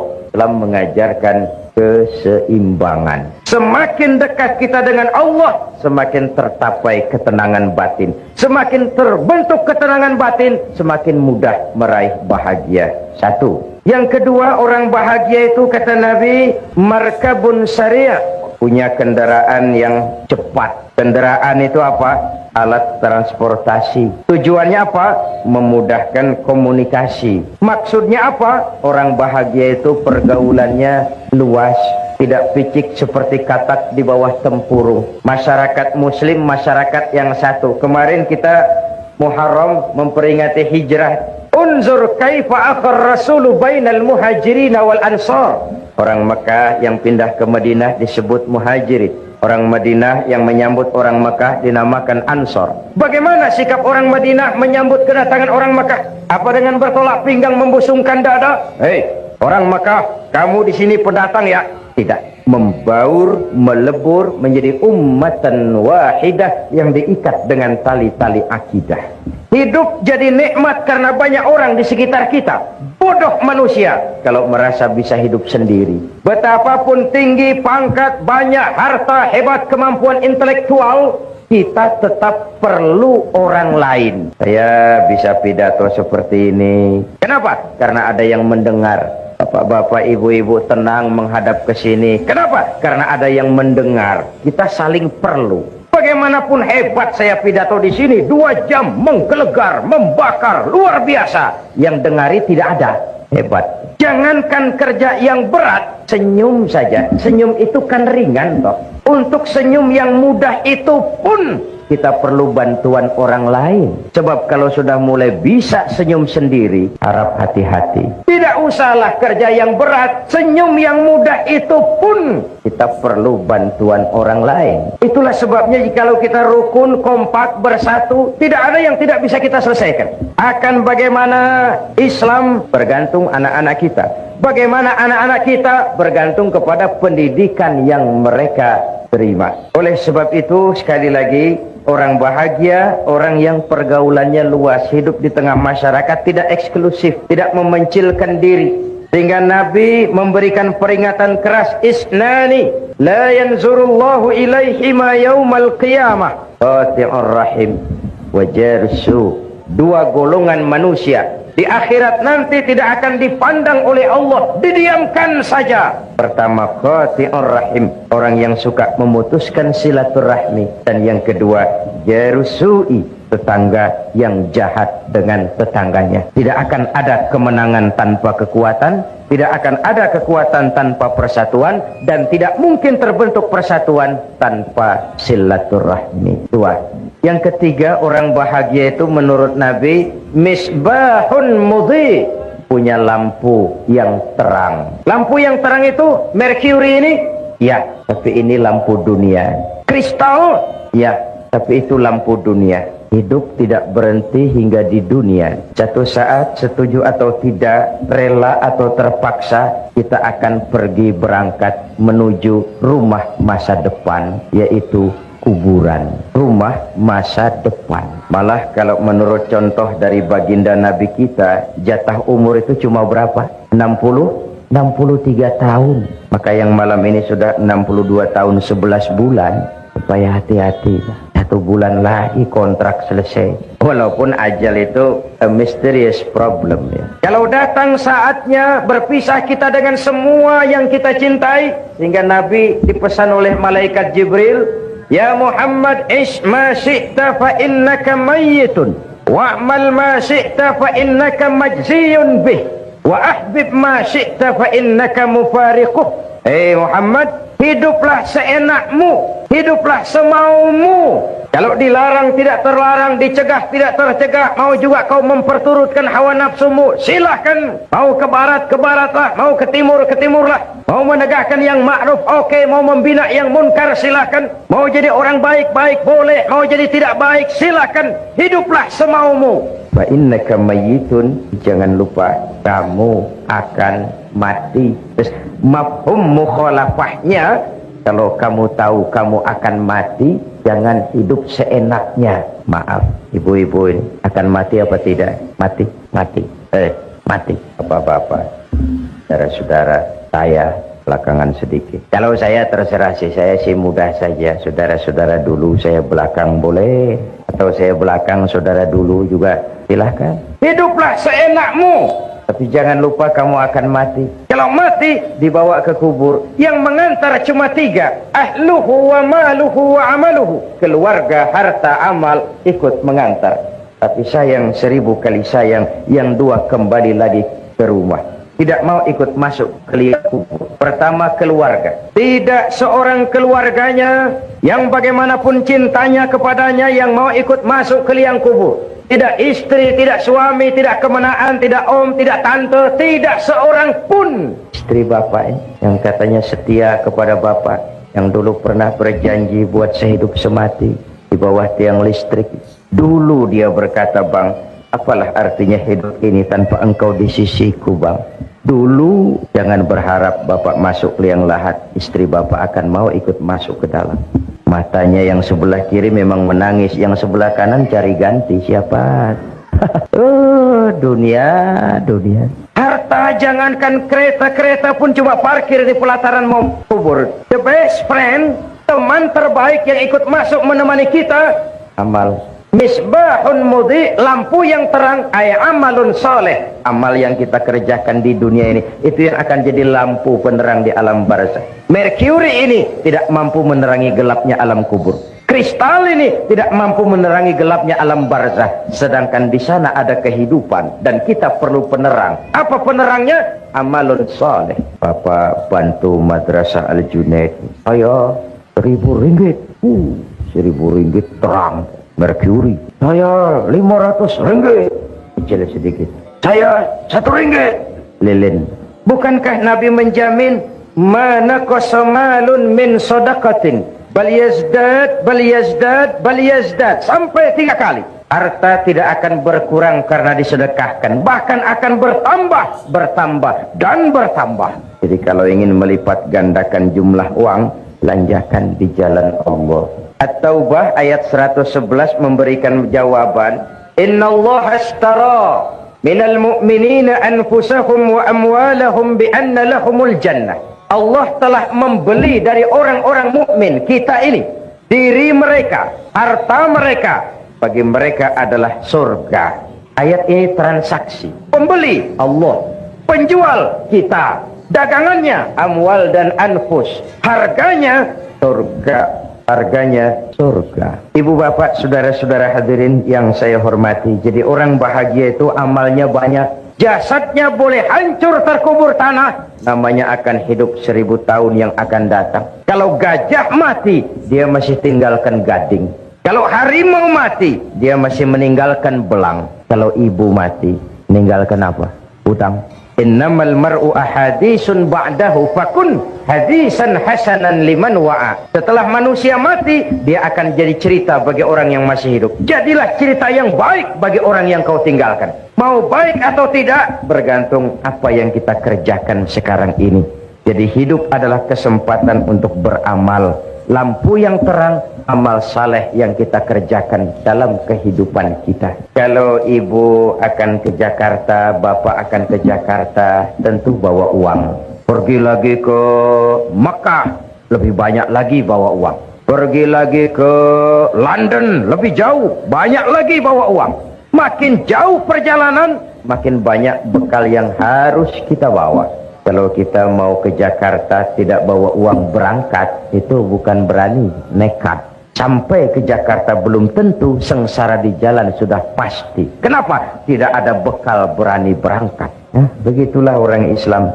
Belum sempat sholat, mati, nekat. Kok berani mati, belum sempat sholat. Belum beramal banyak, sudah datang ajal. Kasiat. Perjalanan demikian jauh, bekal tidak ada. Na'udzubillah, summa na'udzubillah. Jadi yang ketiga orang bahagia itu amalun saleh, punya lampu yang terang, punya amal yang banyak. Yang keempat, kata Nabi, orang bahagia itu zaujatun salihah, punya istri biar cantik, asal taat, tidak apa-apa. Istri itu Pak sudah cantik, taat. Istri seperti itu kalau belum mati jangan dikubur. Sudah cantik, taat. Apa artinya? Rumah tangga sakinah. Tidak ada sukses yang tidak berangkat dari rumah tangga. Karier, profesi, tidak ada keberhasilan yang tidak ditunjang dari kehidupan berumah tangga. Demikian pentingnya sehingga Al-Quran dengan bahasa yang indah menyatakan, hunna libasul lakum wa antum libasul lahunna. Baiklah ya, saya kembali kepada soal kita tadi. Misi Islam membebaskan manusia dari kebodohan. Mari kita lihat. Sebenarnya pada saat Quran berkata, tutuplah auratmu, sebenarnya Quran ingin berkata, hai umat Islam, kau harus punya pabrik tekstil. Kalau Islam mengajarkan kebersihan adalah bagian daripada iman, sebenarnya Islam ingin berkata, hai umat Islam, kuasai teknologi canggih, temukan mesin pembersih, dirikan pabrik deterjen. Selama ini konsep agama belum menimbulkan bias budaya. Sebagaimana ibadah pun kita sering terjebak kepada rutinitas. Kita sholat, puasa, selain Ramadan ditambah Senin Kemis, haji kalau mampu mondar-mandir ke Mekah. Tapi sejauh mana asar pengaruhnya dalam membentuk kepribadian, kita tidak pernah mengadakan penilaian. Jangan heran kalau ada orang sholatnya rajin, maksiatnya tekun. Ini di Jakarta. Yang seperti ini di Jakarta, di sini insya Allah sama. Puasanya rajin, Ramadan puasa, Senin Kamis puasa, tapi kepedulian sosial, kepekaan sosial tidak tumbuh walaupun dia sudah merasakan bagaimana tidak enaknya lapar dan haus. Kepada yatim kejamnya luar biasa. Haji mondar-mandir ke Mekah, tapi wawasannya tetap picik seperti katak di bawah tempurung. Kita bukan tidak bisa syahadat, kalau syahadat lancar, tahlil mantap, la ilaha illallah, la ilaha illallah, la ilaha illallah. Tapi just decoration only. Kalimat itu sering kering, tanpa ruh, tanpa jiwa, tanpa semangat. Padahal di situ ikrar monoloyalitas, bukan sekadar ucapan formal pada saat orang masuk Islam. Ikrar, asyhadu an la ilaha illallah, saya bersaksi tidak ada Tuhan selain Allah. Jikalau saya yakin tidak ada Tuhan selain Allah, artinya saya tidak akan menyembah kecuali hanya kepada Allah. Orang yang benar syahadatnya, cantik rukuknya, beres sujudnya, hebat ibadahnya. Ini syahadat. Saya bersyukur saudara-saudara saya muslimin di Singapura ini ibadahnya cantik, beres. Surau masjid-masjid di Singapura ini saya tahu selalu penuh dengan sholat berjamaah, terutama subuh. Saya tahu saya subuh sering lewat sini. Kalau sudah subuh di sini masjid penuh sampai keluar, nggak ada yang masuk, keluar. Syahadat membentuk kepribadian. Kalau saya yakin tidak ada Tuhan selain Allah, saya tidak akan minta tolong kecuali hanya kepada Allah. Saya tidak akan menggantungkan hidup kecuali hanya kepada Allah. Saya tidak akan minta rizki kecuali hanya kepada Allah. Saya tidak akan pernah takut kecuali hanya kepada Allah. Meresap ke dalam jiwa, membentuk kepribadian, menjadi warna dari seluruh kegiatan hidup manusia. Disitulah nilai iman yang tertinggi, merasakan kehadiran Allah dekat dalam hidup. Kemanapun saya pergi, dimanapun saya berada, kalau saya sendiri, yang kedua Allah. Kalau saya berdua, yang ketiga Allah. Kalau saya bertiga, yang keempat Allah. Anta'budallaha ka'annaka tarah. Itu sumber daya kontrol yang paling efektif merasakan kehadiran Allah dekat dalam hidup. Ibu-ibu, bapak-bapak, dan saudara-saudara yang saya hormati, mari kita lihat. Tadi tajuk awalnya, umatku hanya bisa baik dengan ilmu dan harta, dengan pendidikan dan ekonomi. Kita hidup karena harapan. Kita ingin anak-anak kita lebih baik daripada kita. Dan untuk itu kita orang tua berkorban agar mereka bisa melanjutkan pendidikan. Sementara Madrasah Al-Junaid ini dibangun tahun 27. Jumlah muridnya sudah lebih banyak daripada jumlah tempat belajarnya, sehingga tidak mampu lagi untuk menampung. Dan itu saya katakan tadi, pengembangannya, keberadaannya, kelangsungan hidupnya, tanggung jawab kita bersama. Tidak sekadar tanggung jawab pengurusnya, tanggung jawab kita bersama-sama. Nah, tidak cukup membangun madrasah hanya dengan ilmu, wal mal, juga dengan harta. Sebab itu di dalam kitab Durratun Nasihin ada riwayat nanti di akhirat. Ibu-ibu sudah pernah ke akhirat? Belum? Belum. Sama. Mau ke akhirat? Kalau mau saya daftar, besok berangkat. Di akhirat, menurut kitab Durratun Nasihin, ada 4 golongan manusia bertengkar di depan pintu surga. Masing-masing mereka merasa punya hak masuk lebih dahulu ke dalam surga. Haji mabrur, orang mati syahid, ulama, dan orang kaya yang pemurah. Bertengkar. Kata yang haji mabrur, saya lebih dulu masuk surga. I am the first. Kata yang mati syahid, tidak bisa, saya lebih dulu. Kata yang pemurah kaya, tidak mungkin, saya lebih dulu. Bertengkar. Akhirnya Allah mengutus malaikat Jibril. Bril. Ini bahasa Zainuddin. Di hadisnya tidak begitu. Jangan nanti kok ini tidak bril sih. Ini bahasa Zainuddin, Pak. Supaya live. Jibril, labbaik ya Rabb. Coba kamu turun, tanya itu. Kenapa mereka bertengkar di depan pintu surga? Cepat. Oke, bos. Ini juga bahasa Zainuddin. Turun Jibril. Saudara-saudara, kenapa bertengkar di sini? Ya Jibril, maafkan. Kenapa? Setiap kami merasa punya hak lebih dahulu masuk ke dalam surga. Oh, begitu. Iya. Oke. Apa yang menyebabkan tiap kamu merasa punya hak lebih dahulu masuk ke dalam surga? Coba saya tanya, amal kamu satu-satu. Kamu yang pertama, apa? Jibril. Apa? Sebentar, saya minum dulu. Sudah? Ya. Bagaimana? Saya ini... kenapa kamu merasa berhak lebih dahulu masuk surga? Saya waktu di dunia itu pergi haji. Lalu? Alhamdulillah, haji saya mabrur. Kemudian? Katanya orang yang hajinya mabrur itu masuk surga lebih dulu dari yang lain. Kata siapa? Kata ulama. Saya dengar syarahan begitu. Jadi yang memberitahu kamu ulama? Iya. Kalau begitu jangan mendahului orang yang memberitahu kamu. Yang memberitahu kamu ulama kan? Betul. Ulama dulu, kamu belakang. Minggir. Gak tahu diri kamu. The next. Kamu yang berikutnya apa amalan kamu ketika di dunia? Ya Jibril. Saya itu waktu di dunia berjuang membela agama, perang menghadapi orang-orang kafir. Saya gugur bersimbah darah, ikhlas karena Allah. Katanya orang mati syahid masuk surga lebih dulu dari yang lain. Kata siapa? Kata ulama. Juga waktu syarahan saya dengerin begitu.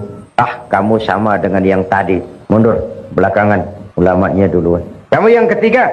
Jibril, saya waktu di dunia diberikan amanah berupa harta. Lalu harta itu saya belanjakan di jalan Allah. Katanya orang kaya pemurah masuk surga lebih dulu dari yang lain. Kata siapa? Kata ulama. Kalau begitu sumbernya jelas. Ulama, kamu masuk lebih dulu. Ini yang lain belakangan. Ulamanya, ulama yang tahu diri. Kata ulama, ya Jibril, memang benar. Itu yang mati syahid, yang haji mabrur, yang kaya pemurah, saya yang memberitahu, saya yang mengajari mereka. Tapi terus terang saja Jibril, saya ini bisa jadi ulama itu karena dulu ada orang kaya bangun madrasah namanya Al-Junaid. Saya belajar di situ sampai saya jadi ulama. Itu karena orang kaya bangun madrasah. Kalau tidak, sulit saya jadi ulama. Jadi bagaimana? Biarlah orang kaya pemurah masuk surga lebih dulu. Saya ikut menyusul. Asbabun nuzulnya karena dia saya jadi begini. Malu kalau saya harus masuk surga lebih dulu dari orang kaya pemurah tadi. Dia belikan saya kitab, dia bangunkan madrasah, saya belajar di situ. kalau memang begitu permintaan kamu, oke, silakan. Kamu orang kaya pemurah, masuk lebih dahulu. Ini yang ulama ikut. Jadi bapak-bapak, ibu-ibu, walaupun kita bukan ulama, ada harapan masuk surga lebih dulu dari ulama. Kalau Madrasah Al-Junaid dibantu. Sudah jadi ulama tidak, bakhil, pakai apa ke surganya? Nah, di dalam sebuah hadis qudsi Nabi Allah Subhanahu wa taala berfirman, "Uhibbu ahlas sakha wa hubbi lil faqiris syakhi ashad." Aku cinta orang pemurah, orang yang suka berderma, tapi aku lebih cinta orang miskin yang pemurah. Orang kaya pemurah, Allah cinta. Orang miskin pemurah, Allah lebih cinta. Kenapa? Kondisi. Orang kaya sodako 1.000 ringgit. Orang miskin sodako 1.000 ringgit. Sama 1.000 ringgitnya, tapi pahalanya lebih besar yang miskin itu. Sebab apa? Buat si miskin 1.000 ringgit dia harus peras keringat, banting tulang. Pergi pagi, pulang petang cari nafas. Dia berani seperti beraninya yang kaya itu tadi. Nah, sehingga pada waktu Nabi Sulaiman jihad, beliau mengadakan mobilisasi dana. Sebaca malam ini mengedarkan derma. Yang memberikan sumbangan derma tidak hanya manusia, jin, binatang ikut memberikan sumbangan. Menyumbang semua. Mula-mula datang gajah. Gajah nyumbang kerbau. Datang kerbau, kerbau menyumbang kambing. Datang kambing, kambing menyumbang ayam. Datang ayam, ayam menyumbang burung. Datang burung, burung menyumbang belalang. Terakhir datang belalang, nyumbang semut. Semut yang kecil. Gajah yang menyumbang kerbau, melihat belalang nyumbang semut, senyum sinis. Hei belalang, semut terlalu kecil. Untuk apa Sulaiman kau berikan semut? Lihat aku nyumbang kerbau, kata gajah. Nabi Sulaiman senyum lalu beliau bersabda, Al-hadiyatu biqadril muhdi. Pemberian itu sesuai dengan kemampuan yang memberi. Kalau kamu gajah menyumbang kerbau, pantas. Kamu besar, sumbangannya besar. Kalau kamu belalang menyumbang semut, wajar. Kamu kecil, sumbangannya kecil. Jadi kau jah, walaupun nyumbang kerbau jangan sombong jah. Kamu besar, sumbangannya besar. Yang aneh itu ada gajah nyumbang semut. Orangnya kaya, keretanya banyak, uangnya banyak. Datang panitia pembangunan Madrasah Al-Junaid. Ringgit gajah nyumbang kerbau. Saya percaya malam ini di sini banyak gajah-gajah ini, Pak. Mudah-mudahan Al-Junaid dapat kerbau. Ibu bapak, saudara-saudara hadirin yang saya hormati. Jadi hanya dengan semangat ilmu maka nilai amal itu bisa kita harapkan. Kata orang, dengan ilmu hidup jadi mudah, dengan seni hidup jadi indah, dengan agama hidup jadi terarah. Dengan ilmu hidup jadi mudah. Bapak-bapak yang duduk di sebelah sana tentu tidak jelas melihat ke sini, bisa melihat ke layar. Kemudahan ini karena ilmu. Dahulu kalau ada syarahan ya paling 2-3 ribu orang yang dengar. Sekarang dengan audio visual bisa ratusan ribu bahkan jutaan manusia mendengar pengajian, mengikuti syarahan. Dahulu tahun 50-an orang pergi haji itu 6 bulan zaman unta. Sekarang 1 minggu pun bisa kalau haji yang pas bandrol itu, pas-pasan. Bahkan menurut pabrik Boeing tahun 2030 dari sini ke Jeddah itu sudah bisa ditempuh dalam 1 jam 35 menit. Hingga untuk umroh bisa 1 hari pulang pergi. Kenapa? Kemudahan itu karena ilmu. Manusia tidak punya sayap, tapi dengan ilmunya dia bisa terbang lebih tinggi dari burung. Manusia tidak bernapas dengan insang seperti ikan, tapi dengan ilmunya dia bisa menyelam lebih dalam daripada ikan. Kemudahan-kemudahan ini muncul karena kemajuan ilmu. Nah, bidang yang dikelola oleh Al-Junaid adalah mewariskan ilmu-ilmu agama kepada anak-anak kita. Yang kita semua tahu, agama itu bukan sekedar pelengkap tapi pedoman di dalam kehidupan kita semua. Dengan ilmu hidup jadi mudah, dengan seni hidup jadi indah. Dengan seni hidup jadi indah. Saya di Indonesia belakangan ini sedang menggalakkan pagelaran nada dan dakwah untuk mengantisipasi kecenderungan remaja kepada musik. Jadi dakwah syarahan ini bergandeng dengan musik yang bernafaskan agama, kadang-kadang dengan soneta grupnya Roma Irama, kadang-kadang dengan Bimbo, kadang-kadang dengan Nasyidah Ria Semarang. Ibu-ibu, bapak-bapak, saudara-saudara hadirin yang saya hormati, memang dia alatul malahi, tapi kalau tidak membuat orang jadi lalai, menimbulkan semangat, itu juga merupakan bagian dari innallaha jamilun yuhibbul jamal. Allah itu indah dan menyukai keindahan. Allah itu indah dan menyukai keindahan. Seni bukan untuk seni, tapi seni untuk menunjang keimanan kita kepada Allah Subhanahu wa ta'ala. Seorang seniman yang mempunyai rasa keimanan, kalau dia berdiri di tepi pantai, dia berkata, alangkah indahnya lautan, luas terhampar biru membentang, sementara ombak menghempas diri ke tepian pantai. Kalau laut saja begini hebat, apalagi yang pencipta laut. Allahu Akbar. Dia tidak jadi pemuja laut, dia jadi pemuja sang pencipta laut. Seni yang didasari dengan semangat keimanan. Dengan seni hidup jadi indah. Dengan agama hidup jadi terarah. Tanpa agama, ilmu dan seni sering bikin malapetaka bagi manusia. Tanpa agama, ilmu dan seni bisa membawa kesengsaraan kepada manusia. Nah, untuk itu sekali lagi, Madrasah Al-Junaid ini adalah milik kita bersama, tanggung jawab kita bersama. Umatku hanya bisa jadi baik dengan ilmu dan harta. Kalau ilmu konteks kaitannya adalah keimanan, maka harta adalah kebersamaan. Yang saya katakan tadi, ringan harus sama kita jinjing, berat harus sama kita pikul. Kalau kita mau rukun, kompak, bersatu, tidak ada yang tidak bisa kita kerjakan. Tapi kalau berpecah belah, apa yang bisa kita lakukan? Alaika bil jamaah, fa innama ya'kulu dhi'bu minal ghanamil qasiyah. Hendaklah kamu selalu berjamaah, rukun, kompak, dan bersatu.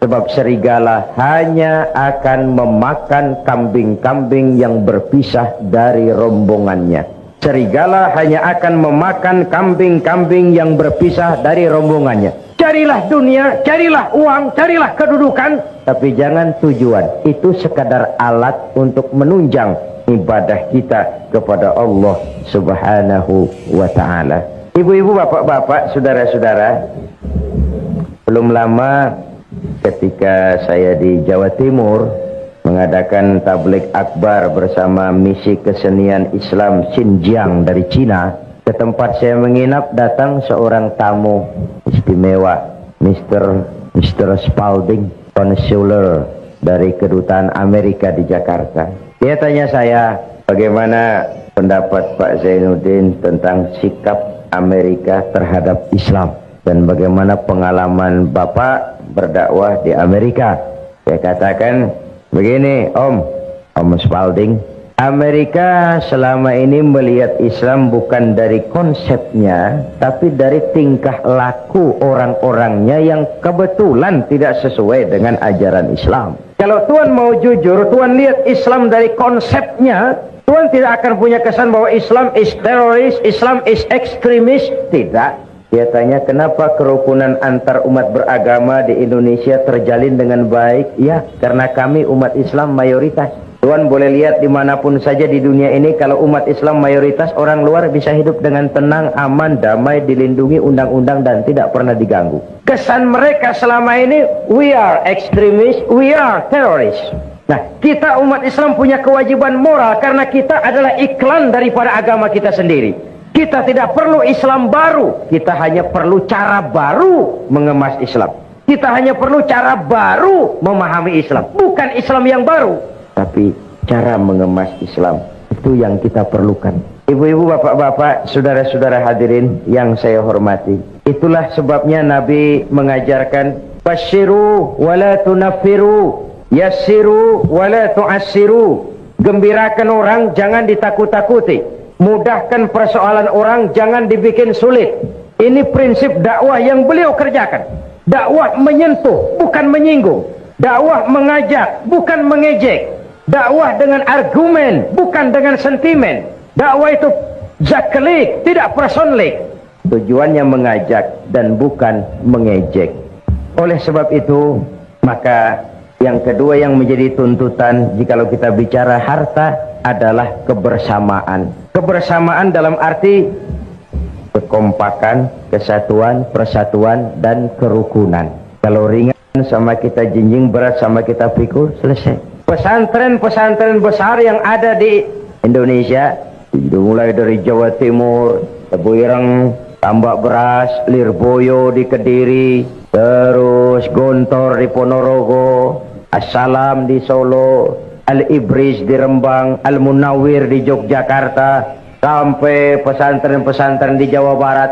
Itu tidak muncul besar sekaligus hanya dengan simsalabim abracadabra, tapi dimulai step by step, sedikit demi sedikit, karena need, satu keperluan, hajat umat, dan itu merupakan tanggung jawab kita bersama. Ibu-ibu dan bapak-bapak, saudara-saudara hadirin yang saya hormati, kita masih ingat tentu tentang, ya, kalau kemarin Barcelona, kita ingat Spanyol, Olimpiade.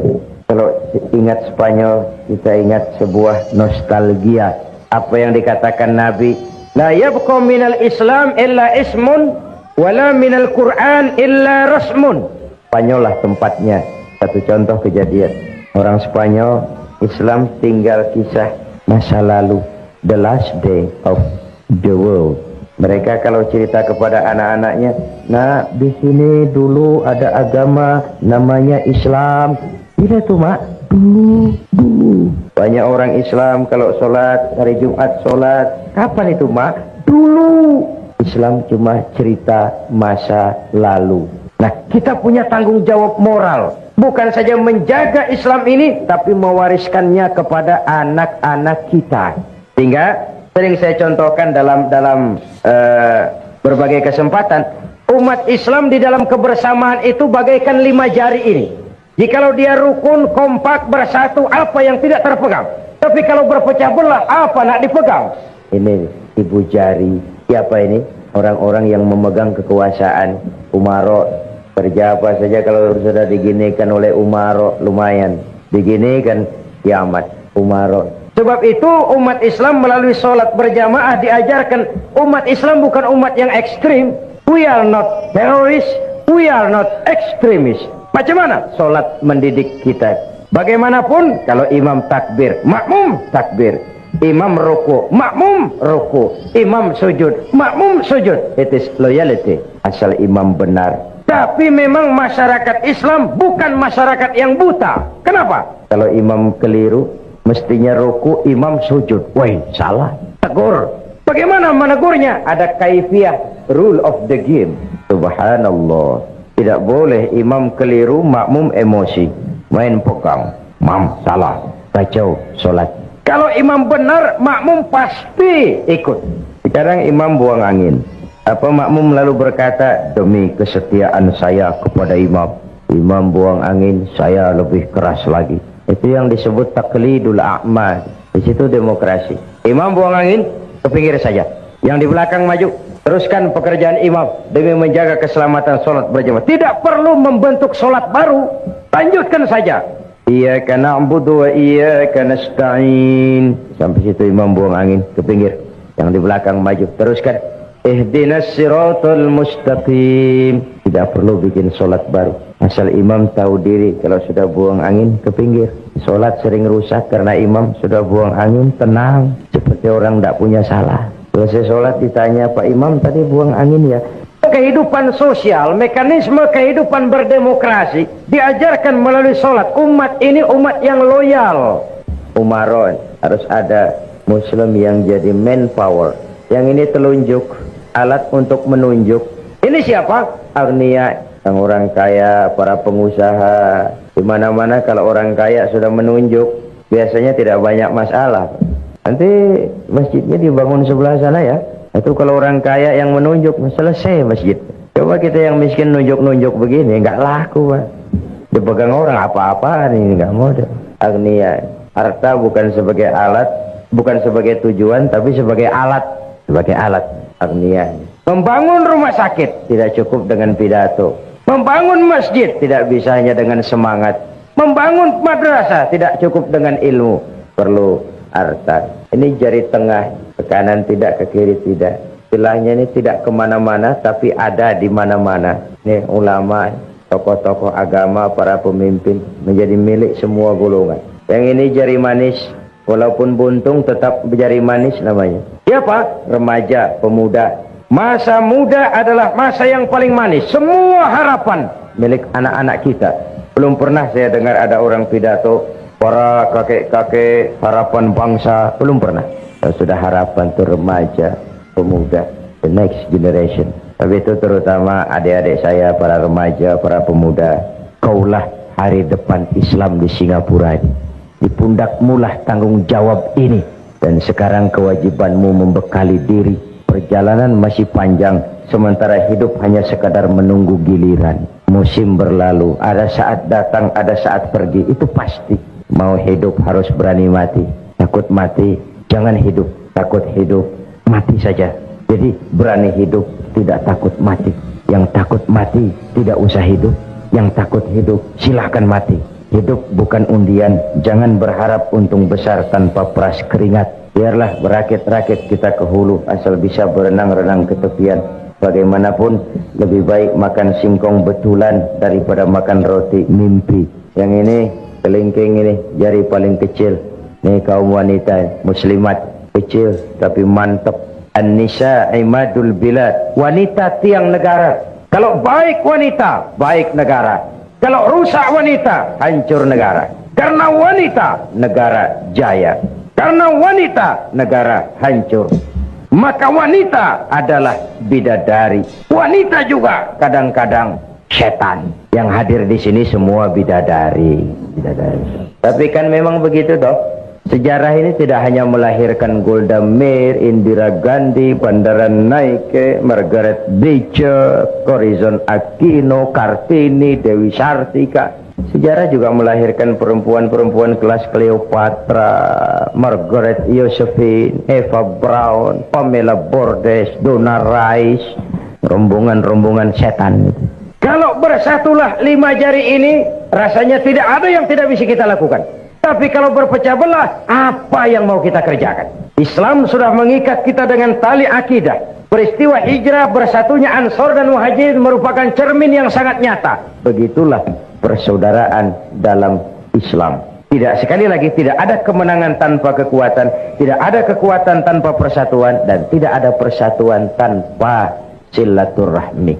Ibu-ibu, bapak-bapak, saudara-saudara hadirin yang saya hormati. Jadi saya kembali kepada awal pembicaraan tadi. Misi Islam menyelamatkan manusia dari kebodohan. Yang ingin meraih dunia harus dengan ilmu.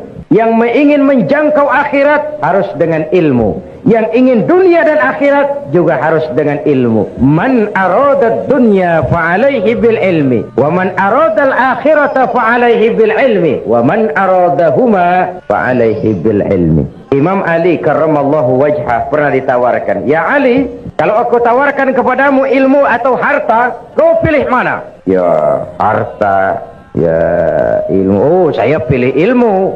Kalau saya berikan ilmu atau harta, yang mana yang kau ambil? Ilmu tentu.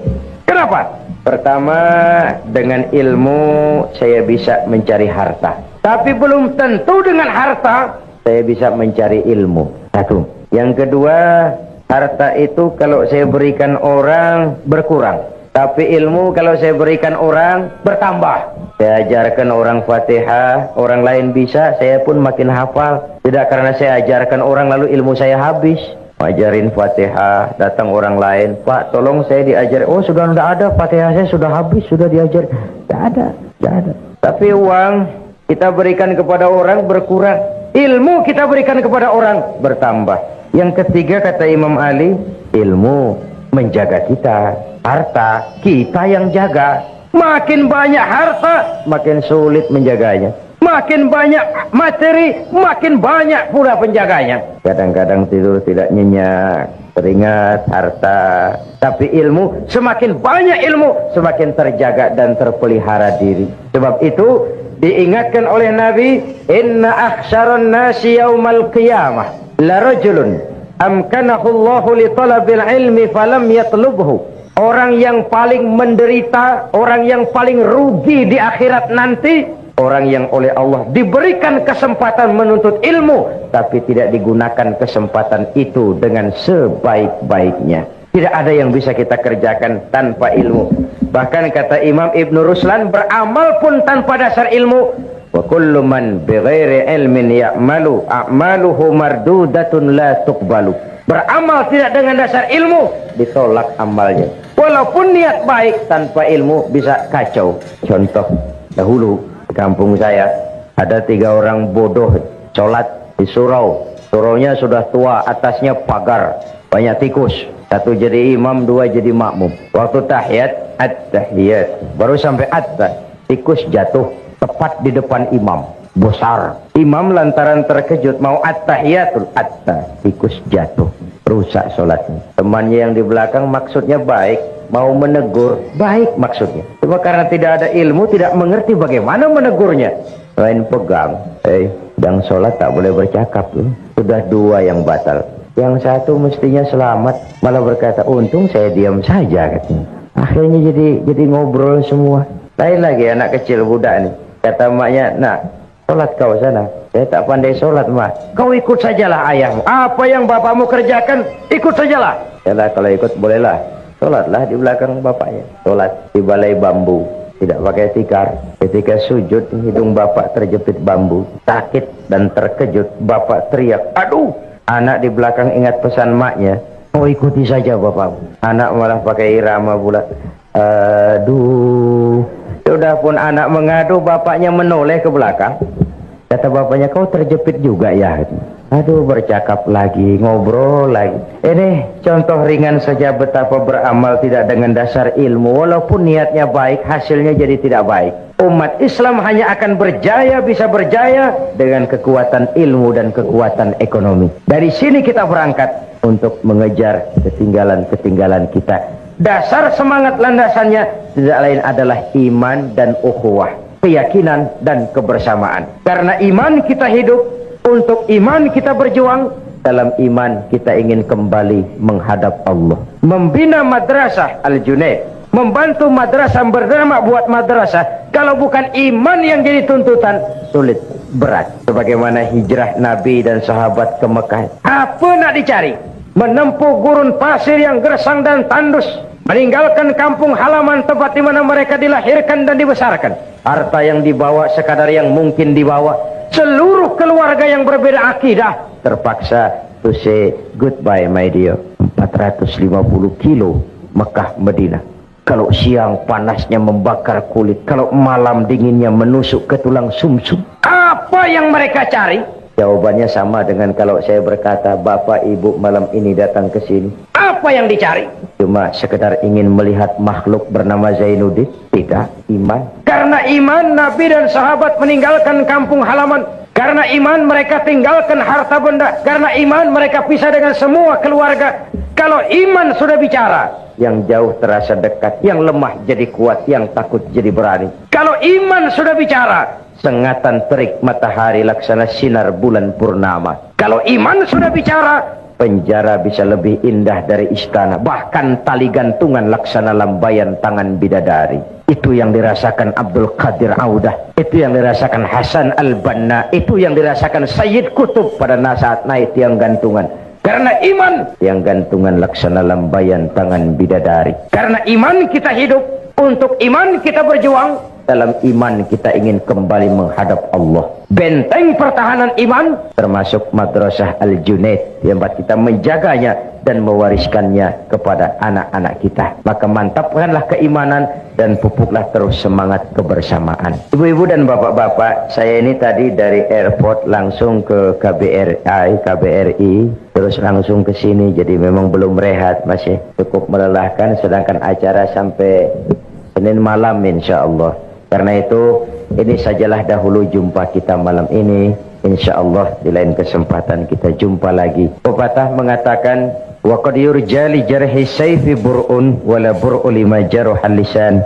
Kalau pedang lukai tubuh, masihkan ada harapan sembuh. Kalau lidah lukai hati, kemana obat hendak dicari. Untuk itu saya mohon maaf yang sebesar-besarnya. Semoga yang kita infakkan diterima Allah sebagai jariah, dan para pengurus Madrasah Al-Junaid dimudahkan segala usahanya sehingga rencana membangun Madrasah Al-Junaid ini dapat menjadi kenyataan dalam waktu yang tidak lama. Terima kasih, mohon maaf. Usikum wa nafsi bitaqwallah. Wassalamualaikum warahmatullahi wabarakatuh. Mari kita berdoa, semoga semua kita yang hadir di sini dikuatkan iman dan Islam, dikokohkan kesatuan dan persatuan, dimudahkan usaha dan dimurahkan rezeki untuk menunjang jalan ibadah kepada Allah. Ala hadhihi niyyah wa kulli niyyatin salihah wa ila hadratin nabi. Al-Fatihah. Bismillahirrahmanirrahim. Siratal ladzina an'amta 'alaihim. Bismillahirrahmanirrahim. Alhamdulillahi rabbil alamin. Allahumma salli wa sallim ala sayyidina Muhammad wa ala alihi wa sahbihi ajma'in.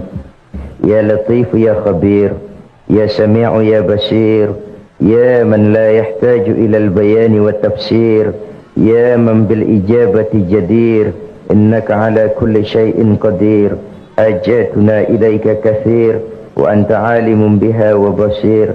ألطف بنا فيما جرت به المقادير ودبرنا بأحسن تدبير ودبرنا بأحسن تدبير ودبرنا بأحسن تدبير بكل خير وعافية يا أرحم الراحمين. اللهم احفظنا فإنك خير الحافظين، وانصرنا فإنك خير الناصرين، وارزقنا فإنك أنت الغني المغني الفتاح الرزاق. اللهم سهل أمورنا وتمم تقصيرنا برحمتك يا أرحم الراحمين. اللهم أصلح من في صلاحه صلاح المسلمين، اللهم أهلك من في هلاكه صلاح المسلمين. اللهم اغفر لنا ولوالدينا وارحمهما كما ربيانا صغارا. ربنا آتنا في الدنيا حسنة وفي الآخرة حسنة وقنا عذاب النار. صلى الله على سيدنا محمد وعلى آله وصحبه أجمعين. سبحان ربك رب العزة عما يصفون، سلام على المرسلين، والحمد لله رب العالمين. الفاتحة. يا أرحم الراحمين ارحمنا، يا أرحم الراحمين ارحمنا، يا أرحم الراحمين ارحمنا. دعواهم بها اللهم وتحيتهم فيها السلام. آخر دعواهم أن الحمد لله رب العالمين. تقبل الله منكم. السلام عليكم ورحمة الله.